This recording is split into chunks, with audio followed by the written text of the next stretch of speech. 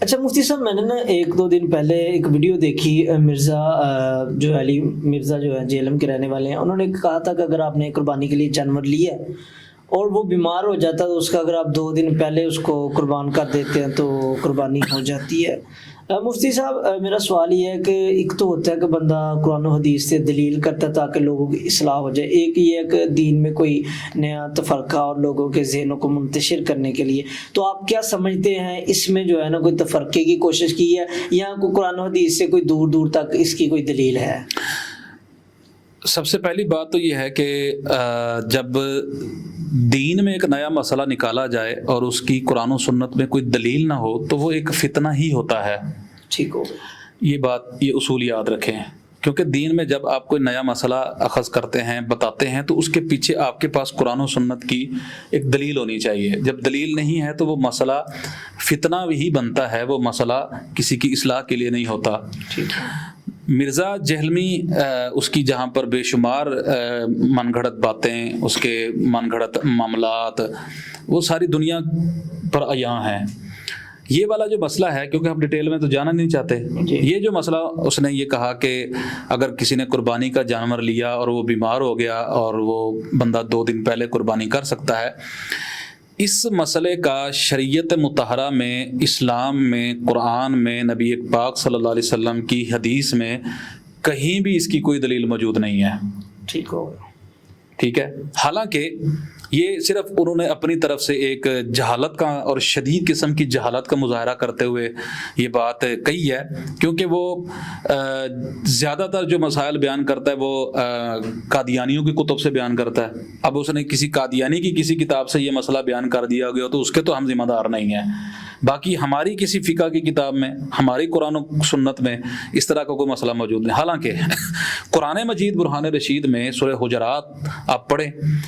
سورہ حجرات شروع میں اللہ تبارک و تعالیٰ ارشاد فرماتا ہے، یا ایھا الذین آمنوا لا تقدموا بین یدی اللہ ورسولہ واتقوا اللہ ان اللہ سمیع علیم۔ اے ایمان والو، اللہ اور اس کے رسول سے آگے نہیں بڑھنا۔ لا تقدموا بین یدی اللہ ورسول، اللہ اور اس کے رسول سے آگے نہیں بڑھنا۔ اب اس کا پس منظر اگر دیکھا جائے، اس آیت کا شان نزول دیکھا جائے یا اس آیت کی وجہ دیکھی جائے، تفسیر خازن کے اندر اس آیت کے تحت لکھا ہے، 4 جلد میں فرمایا گیا کہ کچھ لوگوں نے نبی پاک صلی اللہ علیہ وسلم سے پہلے قربانی کر لی تھی۔ عید کا ہی دن تھا، یہ تو 2 دن پہلے کی بات ہے، عید کا ہی دن تھا، تو لوگوں نے نبی کریم صلی اللہ علیہ وسلم سے پہلے قربانی کر لی۔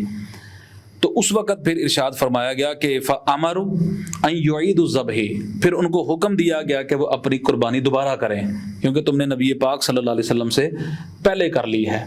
یہاں عید کے دن نبی کریم صلی اللہ علیہ وسلم سے پہلے قربانی کر لی جائے تو ان کو حکم دیا جاتا ہے کہ تم اپنی قربانی کا اعادہ کرو، کیونکہ تم نے قربانی جو کی ہے یہ قربانی نہیں ہے، یہ فقط گوشت ہے۔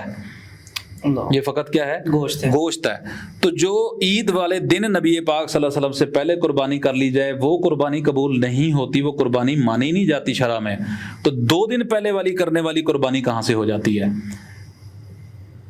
یعنی اس کا قرآن و حدیث، اس کا قرآن و حدیث میں کوئی اس کا ذکر نہیں ہے، فقہ کی کتب میں کہیں اس کی کوئی دلیل، کوئی جزیہ موجود نہیں ہے۔ یہ صرف انہوں نے اپنی طرف سے ہی جو ہے نا اس جہالت کو پھیلایا ہے۔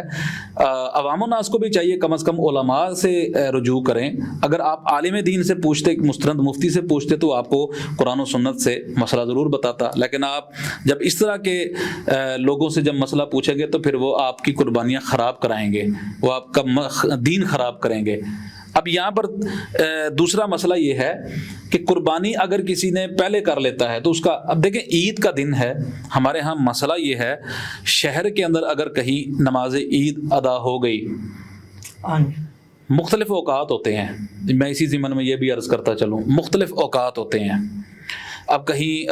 عید کی نماز 5 بجے ہو رہی ہوتی ہے، کہیں 5:30 ہو رہی ہوتی ہے، کہیں 7، کہیں 7:30، کہیں 8، الغرض ان 2-3 گھنٹوں میں ہو جاتی ہے۔ اب اگر ایک بندہ شہر کے اندر عید کی نماز ایک جگہ ہو گئی اور وہ بندہ 5 بجے وہاں نماز عید پڑھ آ کے اگر وہ اپنی قربانی کر لی، یا عید کی نماز ہو گئی، خطبہ ہو گیا اور اس کو علم ہو گیا کہ اب فلاں جگہ پہ ہو گئی ہے اور اس نے اپنی قربانی کر لی، ٹھیک ہے، اس کی قربانی درست ہے، کیونکہ عید کی نماز شرط ہے۔ اور لیکن اس کا عید کی نماز نہیں بھی پڑھی پھر بھی قربانی ہو جائے گی، وہ قربانی تو اس کی ہو جائے گی، ٹھیک ہو ٹھیک ہے، قربانی تو اس کی ہو جائے گی، بہتر یہ ہے کہ وہ عید کی نماز ادا کرے، عید کی نماز ادا کر کے آ کے اپنی قربانی کرے، ٹھیک ہے۔ لیکن یہ اس معاملے کو ہمارے ہاں علماء نے اس کو اسات لکھا ہے، ٹھیک ہو ٹھیک ہے، اس کو اچھا عمل نہیں قرار دیا گیا کہ وہ پہلے جا کر جو ہے نا وہ عید کی نماز جہاں ہو چکی ہے شہر میں، ابھی دوسرے لوگوں نے کی نہیں ہے، وہ جا کے پہلے خود شروع کر دے، ہو جاتی ہے، ہو گئی ہے، لیکن یہ ہمارے یہاں عرف نہیں ہے اس چیز کا، ٹھیک ہوگا۔ لیکن اب شرعی مسئلہ تو یہ ہے، لیکن مسئلہ 2 دن پہلے کا ہے۔ ہاں جی، اب یہاں پر جب حکم دیا گیا کہ تمہاری قربانیاں نہیں ہوئی تو ان کو دوبارہ قربانی کرنے کا حکم دیا گیا وقت کے اندر ہی، حالانکہ تھا تو عید کا دن، جیسے میں نے صرف شرعی مسئلہ اس لیے بتایا، جی جی، قربانی تو ہو جائے گی، لیکن مسئلہ یہ ہے کہ جن لوگوں نے پہلے کر لی نبی پاک صلی اللہ علیہ وسلم سے، ان کو کہا گیا کہ تم نے قربانی نبی پاک صلی اللہ علیہ وسلم سے پہلے کی ہے تو لہٰذا اب تم دوبارہ قربانی کرو، وہ گوشت ہے، سمجھ آ گئی، کیونکہ جو احکامات ہیں اس کے مطابق کرو گے تو پھر بات بننی ہے، تو یہاں پر تو 2 دن پہلے کی بات ہے۔ پھر دوسری بات یہ ہے کہ مرزا صاحب کو کوئی غیب کا علم تو نہیں تھا معاذ اللہ، یا جس بندے نے